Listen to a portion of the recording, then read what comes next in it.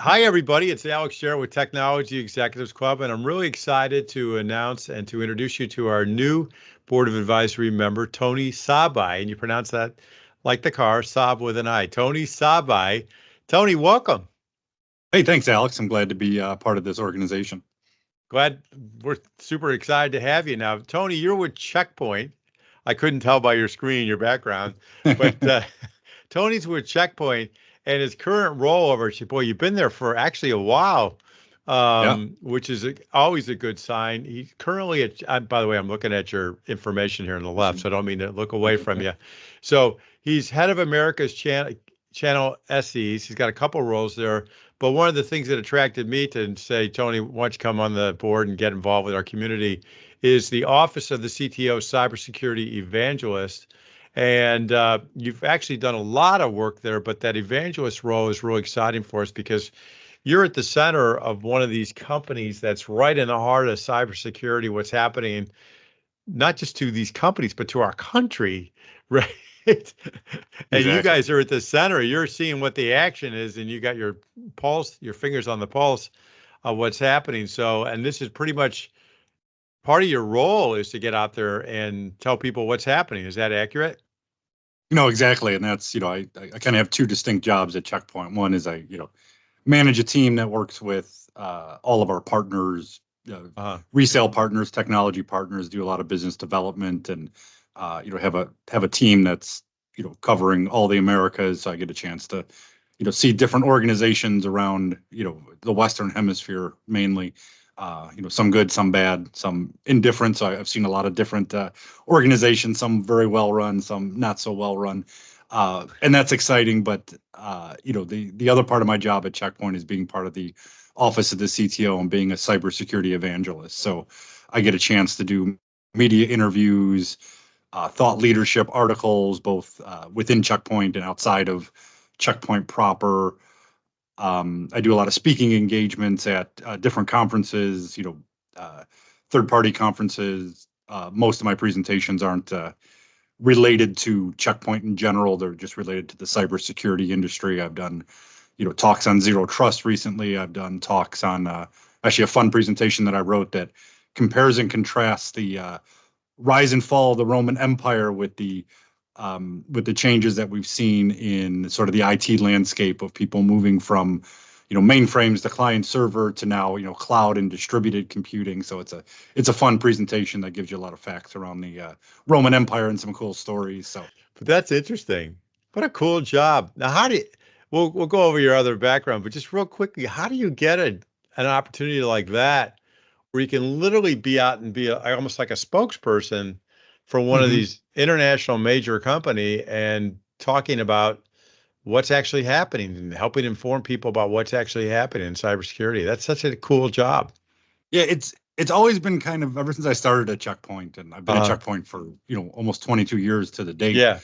Now, and I started off working in the field in just the Chicago area, and have moved on and done a variety of different roles, but I've always done a lot of the conferences and speaking, and fairly good at it. So it was always kind of part of my role. And then a few years ago, we sort of formalized this role. So there's about 70 of us worldwide that are part of this organization, throughout Europe and Asia and the Americas. Yeah. That get a chance to do this. And what's really cool about it is one of the things that I really love about Checkpoint, besides the technology and the company, is really the people. Some of the smartest people I've ever met. So we get a chance to really collaborate with a lot of our research groups and a lot of our developers that are really on the cutting edge of cybersecurity, and especially our research department, which has nothing to do with developing Checkpoint products. They're just doing security research, and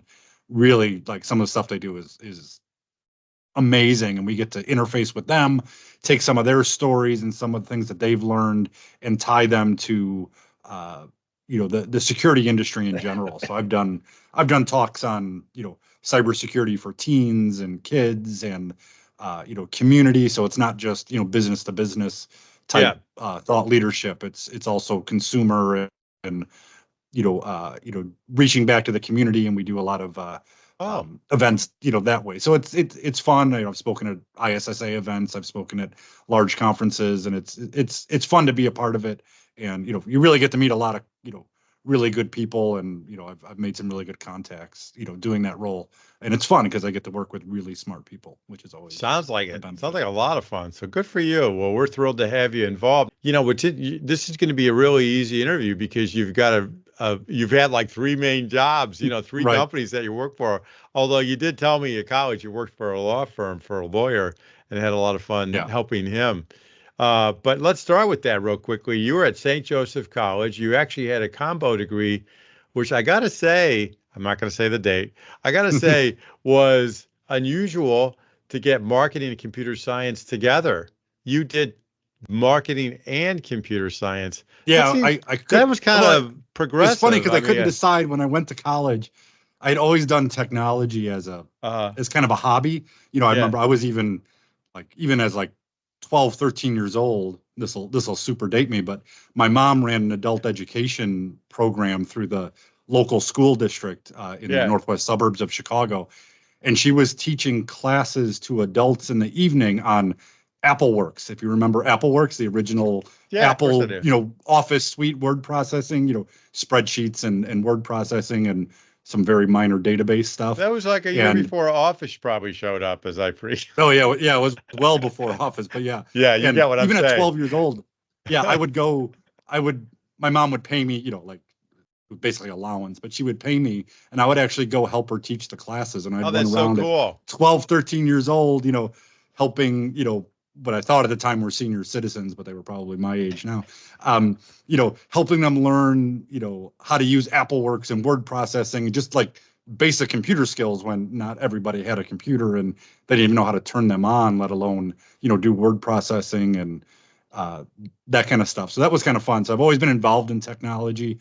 I always like the marketing aspect of it, although I'm not inclined with, physical art. I always said that I wanted to do advertising without the art, which I didn't know that was marketing. It's called a headline. Yeah.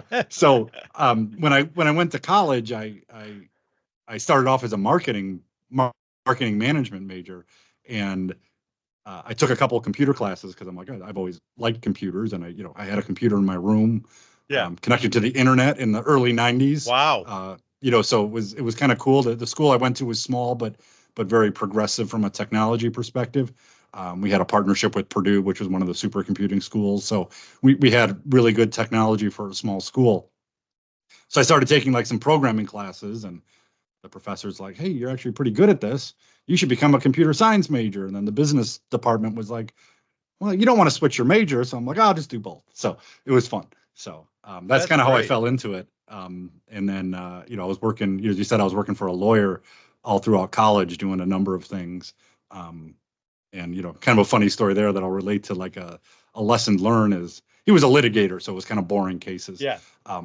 And he had a case where he had to serve 45 subpoenas. And I was working for him. He was paying me well at the time, but at this point, had no intention on going to law school. So I was, not a pre-law major or anything. But my aunt was his secretary. So that's kind of how I got the job. But it was right downtown on You were the muscle Chicago. serving subpoenas. Yeah, that's right. It was right downtown on LaSalle Street in Chicago, for those of you who know, a couple blocks from the Daily Center where the big courthouse is. And I had to deliver subpoenas, and I didn't know how expensive process servers were. So the lawyer gives me a stack of subpoenas. He's like, here's how you have to serve subpoenas, and see how many of these you can serve. So I spent 2 months serving subpoenas, and I brought the subpoenas back to him. Like, oh, here's 2 I couldn't serve. And he's like, well, where's the rest? I'm like, oh, I served them all. And he's like, oh, do you have any idea how much a process server costs? It's $1,000 a subpoena. So he's like, you just saved me $50,000. So, which I'm sure he billed his client for anyway, but that's a different story. But there was one case where I had to serve a lawyer, and I relate this back to cybersecurity all the time. And lawyers can smell a subpoena from a mile away. I don't know how they do it. So I would show up to the office and be like, oh, and they would run. They go out the back door. Is so-and-so in their office? And they're like, no. They're like, okay, I'll wait. I'd wait. And of course they would never come out. So for, 2 weeks, I would go to this office every day. Same receptionist, same, secretary, answering my questions every day, saying, no, this person's not in, this person's not in. So hilarious. At the time, I was in college, and I had long hair. So I used to pull it back in a ponytail. So I had long, heavy metal hair. I was in a heavy metal band. Immediately jealous. All right, and so one day, and instead of showing up in a suit and tie like I would go to work every day, I showed up in t-shirt and jeans, and I carried a tool bag with me. Yeah. There was no tools in it. There was actually a subpoena, and I took my hair out of the ponytail, so I had it hanging down, looked like a and went to the same person I've been going to for 2 weeks. She didn't recognize me, and I'm like, oh, I'm here from the building to go to so and so's office to change light bulbs, because the city of Chicago, so you can't change your own light bulbs. And so I walked into his office, and sure enough, he was there. And I pulled out the subpoena, and I said, "Oh, you've been served." And then I walked out of the building. Did you change any light bulbs while you were there? I did not change any light bulbs. There's a subpoena. If you need a light bulb changed, I'll fix it for you. I got out of there as fast as I can, and I tell that story even today because it's it talks about social engineering and how the weakest link in any security program is usually the people. It's the same thing. People talk about, you see it on TV, people, hacking firewalls or, computer systems. It's just much easier to fool a person than it is to actually attack, someone, digitally. So it's just much easier to find a gullible person and get in. And that's where you talk about, phishing or, giving up passwords or sensitive information. So it's kind of a fun story from, when I was, 19, 20 years old. That's really interesting. So that was kind of, it's interesting. You were kind of building up to this career, but maybe didn't know where you were headed. That's an interesting lesson. For a fleeting second, I thought maybe I wanted to become a lawyer. And then I worked for this lawyer for about half a summer. And I'm like, I like this job, but I'm not doing this for the rest of my life. Yeah. So. Yeah. And then you went, here's where I think your real training came in was Arthur Andersen. Mm-hmm. And you were actually an information security, I guess they'd call you a consultant back then. Yeah, associate consultant. So yeah. So when I came to Arthur Andersen, your first job, you couldn't land a better job out of college. Oh, it's great. I worked for Deloitte. In fact, my aunt was a recruiter, an executive recruiter at the time, and I didn't get the job through her, but she would say that anybody with 5 years experience at Arthur Andersen, which was one of the big four at the time, you put them up there with Deloitte and KPMG and those five. They don't exist anymore. That's a case study in business school now with all the Enron stuff. But at the time, we don't want to go there. 100-year-old company. Yeah, they were a 100-year-old company, one of the most well-respected companies in the world. That 5 years at Andersen counted as a master's degree for executive recruiting. So it was what I learned a lot there was, a couple of things, besides just learning, technology was really, having a methodology. They were big on a methodology there, and having everybody sort of follow that methodology with their own tilt. So that way, you can bring in different people onto a project and not lose a step because, everybody was following, the same methodology. So to have that sort of consistency when you're trying to deliver, a service or a product or some sort of result, that not that you're just cogs in a wheel and replaceable, but that other people can step in and we're all working from the same methodology. So that was one thing. And then it also really taught me to kind of think, they used to talk about you had associates and then you had, managers and senior managers and, principals and, they always said an associate thinks 2 weeks ahead and a manager thinks 3 months ahead. And, a senior manager thinks, 2 or 3 quarters ahead. And then, when you get to a partner, you're thinking 5 years ahead. And I've really taken that, that's interesting, to task and been like, okay, now that I'm at, kind of more of a, a senior leadership level, not that I don't care about the day to day, but I have to think 3-4 years in the future, not, if I do this today, it's going to benefit me. There's people on the team that's their job, and to get people to think that way. And as they move up in the organization, to be able to take that longer term view on, okay, this may not pay off tomorrow, but it's going to pay off in 2 or 3 years, or 18 months.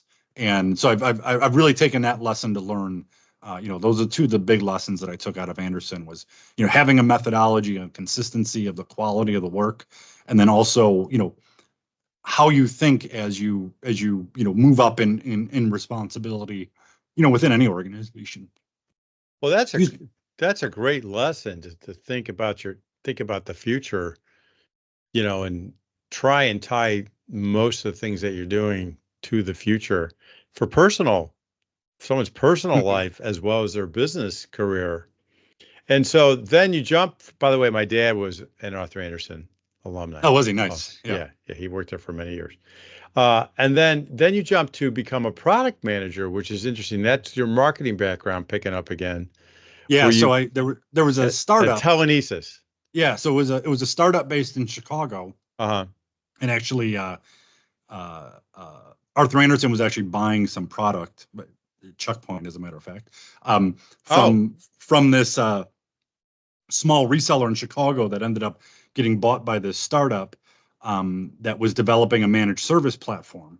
So I got introduced to them, and then said, hey, this might be interesting to kind of move from the internal IT consultant world to to more of a product development. And it was the early 2000s, so before the big bubble crash and the dot-com crash. But I'm like, oh, this is the time in my life I should go to a startup. And even though I could have stayed at Arthur Andersen forever, not knowing that they'd go out of business, but that's you could easily jump to another firm. Yeah. But it was kind of cool to go to a startup. It was a fairly well-funded startup and based in Chicago, based in Rolling Meadows and Downers Grove, for those of you who are familiar with the Chicago area. And it was basically started by a lot of ex-Ameritech guys, folks. So we built a managed service platform. We also had some consulting and resale aspects, but the main business was building this managed service platform to do managed security and routers and storage and secure web hosting on behalf of the clients, of the customers of Telenesis. So I really got involved in a little bit more of the marketing, the product development, the actual designing of a product, how we should bring it to market, how do we market it, what are the pluses, what are the minuses, looking at the competition, how do we price it, do you do market-based pricing, do you do cost plus pricing? So I learned a lot about the business side of it, and then unfortunately, it was a very successful startup, but then we kind of lost our last round of funding right around right when 9/11 happened. When the markets kind of dried up. So Telenesis ended up not necessarily officially going out of business, but sold off the different pieces of the organization to VeriSign from a managed service perspective, and then Forsyth, which is a local Chicago-based big reseller IT services firm. Yeah. The kind of reselling and consulting arm of the business to Forsyth, which was bought by Sirius, which is now owned by CDW, which I still work with some of those people today, which is funny. So, but and then when that ended, I actually did consult for a little bit on my own, actually for Forsyth, for a few months before I actually joined Checkpoint. That was 2002, I believe. Yeah, so it's been 22 years. Yes, that's wonderful. And you start off just real quickly. You went from SE manager, dash security sales manager, North American SE manager, jumped to national senior director, North American channels, office of the CTO now, which is what you're doing. That was 4 years ago, and head of America channels SE. So you've had a great career there. So tell me. I started off working locally, in more of a technical pre-sales role. Was managing a team for a while, and then I went to kind of pure sales for a few years, and then actually started the group that I'm in now with our channel partners. So I deal mainly with our channel partners from big national, international companies that you've all heard of to smaller, mid-sized, to our distributors, throughout Canada, U.S., and Latin America. Although I don't speak Portuguese or Spanish, so I don't go down there too often. But it's nice to kind of get some of that international business and views of different parts of the world. And obviously, working for Checkpoint, which is an Israeli-based company, I get the opportunity to go to Israel usually a couple times a year, which is an awesome place to go. Right now, obviously, there's things going on that are precluding me from going. But I was just there last in July of 23, kind of right before all this stuff happened. So, but it's a great place to go. It's a beautiful country, and the people there are absolutely amazing too. So. That's great. So let's talk about Checkpoint just for a second, then we'll get into summarize some of these lessons learned. But so for people who may or may not know Checkpoint, for context purposes, what is that Checkpoint actually does? So Checkpoint actually just celebrated we've been in business for like 31 years now. So we just kind of celebrated our 30th anniversary. And, Checkpoint sort of invented the modern firewall. So people talk about stateful inspection firewalls. Checkpoint invented that 30 years ago. Really? Wow. And our CEO, who's still our CEO, Gil Schwed, was still the original founder of Checkpoint. Was he an inventor also? Was he the person that actually was an engineer or something He like that? And a couple other people hold the patent on stateful inspection. Wow.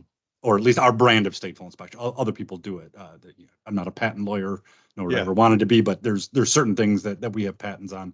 But, we sort of created that modern firewall. If you go back, 30 years, firewalls were either packet filters with routers that didn't really keep any kind of persistent information, or they were, proxy-based firewalls where they'd actually, you connect to the proxy server, and then that proxy server would go out to the internet and get information for you. So, so Checkpoint kind of invented that, and then over the years, Checkpoint's expanded into, not just network security, but IoT security and remote access and endpoint security, cloud security, both from a network and a native application perspective, email security. So, I don't want to turn this into a Checkpoint commercial, but there's a whole platform that Checkpoint has built around that covers, probably 70 to 75% of kind of the security needs or cybersecurity needs of almost any organization. So it's obviously been a very successful company, and been a great place to work and learn from too. That's great. So, in terms of some of I'll talk about the lessons learned, and then I want to talk about what you're seeing out there. Mm-hmm. But in terms of lessons learned, I just summarized, these are some really good lessons. You talked about social engineering, which, believe it or not, was your first exposure to it was when you did it as a server. And there's other social engineering stories, but they were probably somewhat illegal. So when I was even younger than that, so we don't want to hear that. No. So anyways, you talked about having a methodology, thinking long term, things like that. Those were really great lessons, and they served you really well. And the fact that your career was kind of leaning towards this role you're doing now without even knowing it was kind of interesting. So, now that you're here, you've been at Checkpoint, like when you go into a company or you visit all these different companies, what are some of the biggest problems that you're seeing that are like common, like two or three, like, oh yeah, you know what? People say they have all their stuff in order, but we always see this, and this is real common. What are you seeing out there? Yeah, some of the big mistakes I see, one big one I see is there's a lot of regulation in whatever industry organizations are in, whether they're in finance or healthcare or public sector or name an industry, and there's all sorts of different regulations. Is a lot of organizations are really concerned with complying to those regulations, which is important. I mean, a lot of times it's industry mandated or it's legally mandated, so they're very important that they follow them.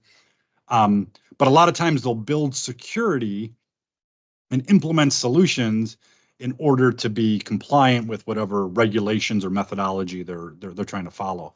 And what I usually tell organizations is take a step back and do what's right, and then do a gap analysis of where you're not compliant to the regulations or certifications that you're trying to do. Instead of taking the end goal and working backwards, do a good security program, implement it, and then see where your gaps are and fill those in, as opposed to starting with the end goal of I need to have, these exact requirements filled. What you end up doing is fulfilling those requirements, but not actually building out a good security program or a good IT program within that particular organization. So that's kind of one mistake, I've seen over and over again, and I've dealt with, Fortune 100 to, shops that are, own 5 dry cleaners. So, the whole gamut of different sizes of businesses. The other thing I see is a lot of siloed business, especially from a cybersecurity standpoint, is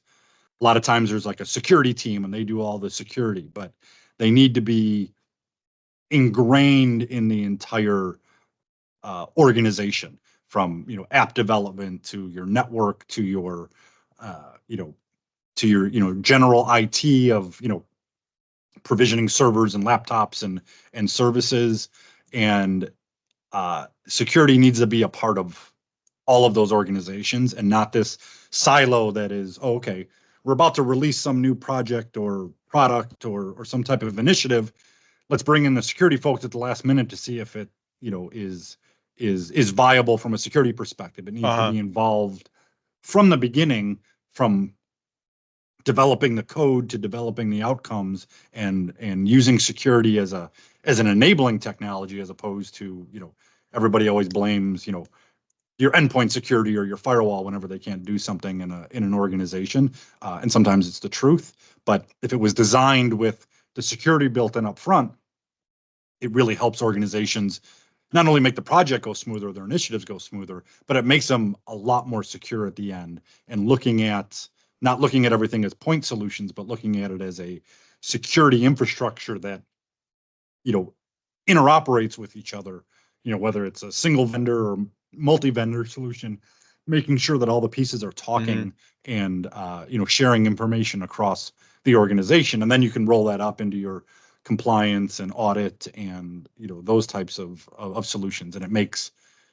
your end goal easier of having that compliance and regulatory controls in place when you have security built in from the beginning, instead of trying to bolt it on at the end. So those are, kind of two of the biggest mistakes that I see.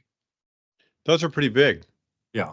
So how do you typically help a client when you first engage with them? You sell a product and a service, a set of services, right? Mm-hmm. So how do you engage, like, in that number one problem? You talk about looking at your overall security framework and then do a gap analysis. Is that something that you all help people with? Do you go in and say, hey, here's how you do I don't know, I'm just making this up, a security audit or something, or like, what do you so all we do provide to help? some of those services. We provide a lot of those services ourselves as Checkpoint. But one of the unique things about Checkpoint is we work 100% through partners. So we're a multi-billion-dollar worldwide organization. That's the channel.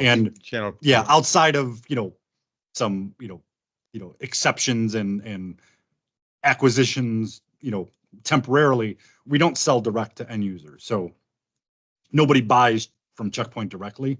They have to buy through a partner. And again, these partners could be huge consulting firms. They could be small, one-person shops.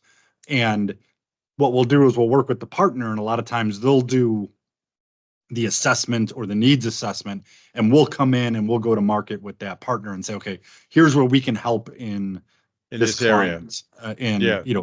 And so we'll work hand in hand with the partner. So sometimes they'll do the assessment. Sometimes we'll do the assessment if they don't have the capabilities, and then we'll deliver it to the end user and say, hey, here's what we found. Here's our recommendations. Obviously, I work for a vendor that sells software and hardware and services. So of course, I'm quasi-biased when I walk into a customer, because I'm not going to go tell them to buy the competition, although I have on occasion. But it's when we're working with the partner, they're bringing a solution. They're tying our solutions to kind of the business outcomes of, here's your end goal and here's how we're going to help you do it. And we're going to use these solutions from Checkpoint and these solutions from somebody else. And we're going to add our own consulting services and managed services or assessment services into that. So we're part of a larger project usually, and not just selling a piece of software or a piece of hardware to an end user. Got it. Well, that makes a lot of sense. Since you've got the value-added resellers and consulting firms and things like that, they're doing the needs and they're doing the looking at the overall plan, and then they're bringing you in, and then you'll see how you can fit as part of you going to market with them.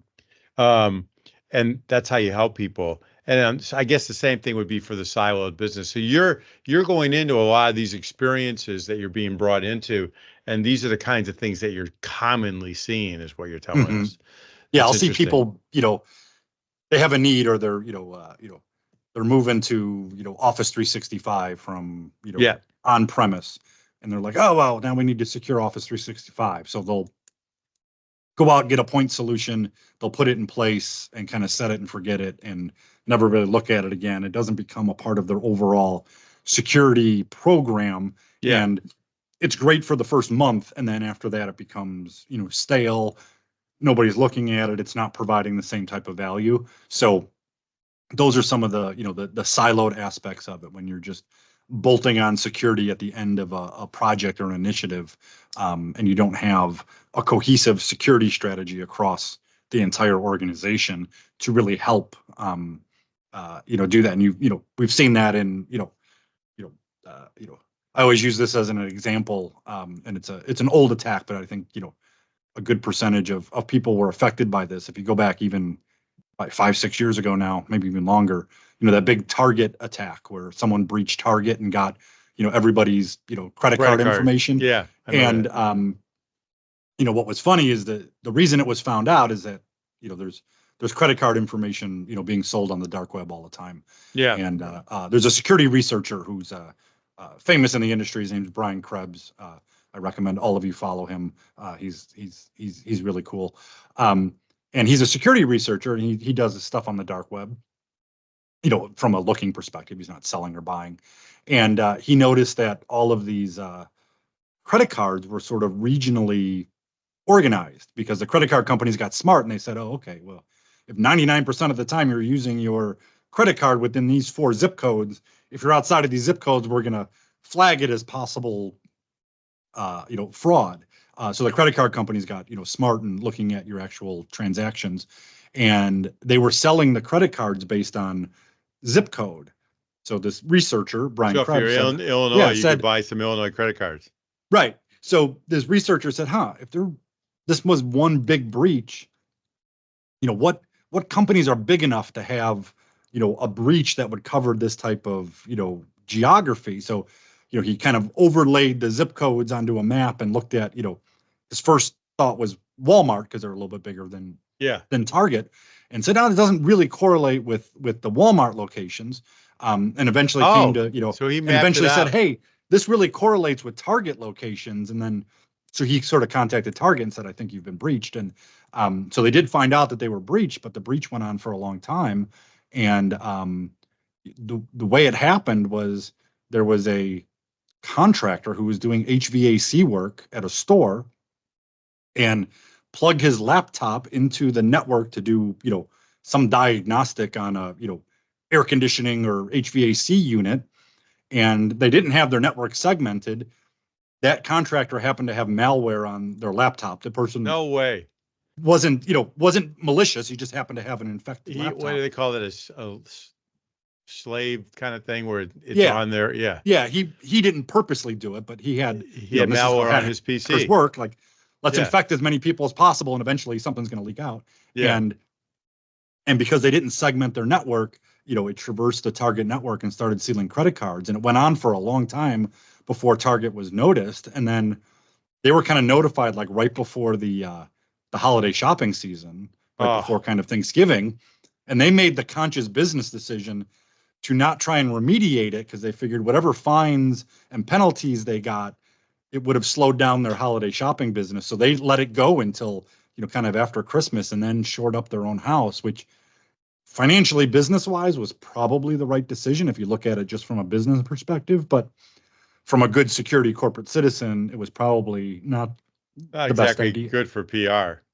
Right. So, but I mean, they came through with it. They're a much more secure organization, now than they were a few years ago. But it's a good case study on, having a cohesive security program within an organization. Everyone's going to get breached. I don't care how much you do on security. Some incident's going to happen, so you need to be able to respond quickly, isolate that incident, and be able to contain it, without it doing too much damage. Wow, that's a great story. Well, look, you've been awesome today. Let me go over a couple quick things. We learned a lot of lessons here from you already, and I'm sure. But when we look at your profile, everybody, if you're not seeing this on his profile, on Tony's profile, be sure and visit us at technologyexecutivesclub.com. Go to the board advisors. You can see his whole profile. And what was interesting to me is, in terms of your background, sort of the areas that. Well, first of all, I'll give you the lesson learned: never stop learning, engage your network, and give back. That's a nice one. Yeah. And that ties in with one of the reasons you're here, I know. Yeah, exactly. I mean, it's, the field of cybersecurity, changes on a, literally a daily basis. Right. I've been doing this a long time. I've been at Check Point a long time. And, if I go back 22 years when I first started, landscape was completely different. Cloud didn't exist. A lot of these technologies didn't exist. Some of the basic, technology that we use today didn't exist then. And you always have to continue to learn, and learn from other people, learn on your own research, your own, even going back to school, not necessarily for a degree, but, learning new technologies, learning new methodologies, learning from the people around you, surrounding yourself with really smart people. And then, kind of giving back. I've mentored multiple people. We have an internship and an entry-level program where we can kind of give back. I do a lot with the Office of the CTO, where I've, spoken at, audience of children. I'm not trying to sell them Check Point. I'm trying to keep them safe online and talk about the dangers of social media. I actually have an interview tomorrow afternoon for National Password Day for a TV station in Oregon, I believe. I'd look at my calendar That's again. Cool. But to talk about good, password hygiene and what you should do about passwords. Check Point does nothing with passwords. We're not a password manager. We're not, we're not an authentication company. But kind of giving back and educating the general community, and Check Point itself likes to give back a lot too. So we do a lot of community outreach, even outside of the office of the CTO. So. That's great. Well, let's wrap it up here, but I want to wrap it up with sort of the areas that you said you'd like to help people with. So if people just want to reach out to you and get connected on LinkedIn through our chart, or just look you up, they can do that. Mm-hmm. So, but cybersecurity mentoring, that makes sense. You obviously know a lot about strategy and the details as well. Thought leadership. So that's something you're going to provide. I think when you signed up, you said you already had 2 really excellent presentations that you would share with us. So that's wonderful. Absolutely. And then we'll do some of the regular interviews where we just say, hey, here's 6 things that I learned this last quarter. And then using technology to drive business outcomes. Now that's an interesting one, because you don't expect to hear that from a cybersecurity guy, but that's pretty. Yeah. And really, and I think, because of my background, I've had a mainly technical background for many, many years, and a sales background, and now kind of melding those together and working with our, with our go-to-market partners, is really being able to not just explain the technology and how Check Point does something, and why our solution's better than anybody else's solution, which is part of my job, but also part of it is saying, okay, yeah, we have this cool technology, but here's how it benefits you. Here's how we can tie this to an organization's business outcome. And I'll give you a quick example of that is, Check Point has a cloud security solution. And I was talking to a small customer that does a lot of document management, and they store a lot of their information in the cloud. And I said, well, why does this healthcare division why are you still storing stuff locally and not, in your own data center and not in the cloud? And they're like, oh, well, our CTO won't allow us to put, HIPAA information in the cloud because we don't think we can, meet the HIPAA standards. And I said, hey, did you know we have this solution that can monitor your cloud environment for HIPAA compliance? And all you got to do is take 10 minutes to set up, and it just automatically runs. And, I did a quick demo because I can demo it real quick from anywhere. And he's like, oh, this is great. And, he took it back to his CTO and he said, hey, if we use this, can we move all of our data into the cloud for our healthcare customers? And, they looked at it and they ended up, ended up saving them money, even though they had to buy something from Check Point and some services from a partner. They ended up saving money because they could get rid of their data center. They could have a more consistent, environment. They were able to provide not only a more cost-effective solution, but better service to their end users because the information was in the cloud and much more agile and easier to use, just like they were doing with their other, sort of non-regulated customers. So, trying to use security as a way to enable organizations to do something that maybe they couldn't before, not just buy this because you're going to get hacked, or buy this, or the world's going to end tomorrow, kind of FUD type of approach to the market. That's wonderful. So the fact that you tied it to a real business objective is pretty cool, and you really helped them. So, Tony, this has been a great discussion. We could go on for probably another hour, especially if I started drawing on the stuff that you can't share with us. Right. You can shut the recording off. I could tell you some other stuff. Oh, the recording's off. Yeah, I'm kidding. But we're really grateful to have you involved in the overall organization. I think you're going to be a tremendous resource to the community, and we really appreciate you and the folks at Check Point for backing you up on being involved and being part of this. And so I just want to say thank you to everybody. Again, it's Tony Sabaj. Look him up on our site and look him up on LinkedIn if you want to say hello. And welcome, Tony, officially welcome to the Technology Executives Club Board of Advisors, to the community. Thanks, Alex, and I'm excited to be a part of it. Likewise. All right. Thank you, Tony.